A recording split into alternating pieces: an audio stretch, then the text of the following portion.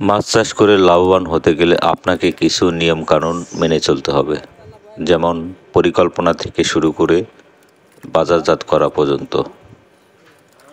চাষিদের অবজ্ঞা ও অবহেলার কারণে অনেক সময় তারা ভুল করে থাকে এবং পরবর্তীতে ভুলের মাসুল দিতে হয়। আর এসব ভুল লাভজনক মাছ চাষের ক্ষেত্রে অন্তরায় হয়ে দাঁড়ায়। এ সকল ভুল বা অনিয়ম থেকে রক্ষা পাওয়ার জন্য মাছ চাষে উন্নত কলাকৌশল জেনে তারপর মাছ চাষ করা উচিত।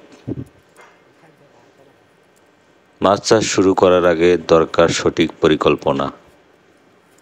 পরিকল্পনার ভিতরে কিছু বিষয় আছে যেগুলো আপনাকে খুব সহজেই সাফল্যের দিকে টেনে নিয়ে যাবে। আসুন পরিকল্পনাগুলো একটু জেনে নেই। কোন জাতের মাছ চাষ করবেন, কতদিন মেয়াদে মাছ চাষ করবেন, বাজারজাত করার সময় মোট কত টাকা ব্যয় হতে পারে, টাকা ব্যয়ের সংস্থা কিভাবে করবেন। এ সকল বিষয়ে আগে থেকে পূর্ব পরিকল্পনা করতে হবে। পূর্ব পরিকল্পনা না থাকলে মাছ চাষ শুরু করলে নানান ধরনের প্রতিবন্ধকতায় পড়তে হবে। বাধ্য হয়ে চাষি মাছ চাষের ওপর আস্থা হারিয়ে ফেলে। এর ফলে প্রত্যাশিত উৎপাদন না হওয়ায় বাজেটের ঘাটতি দেখা যায়। ফলে অনেক মাছ চাষি মাছে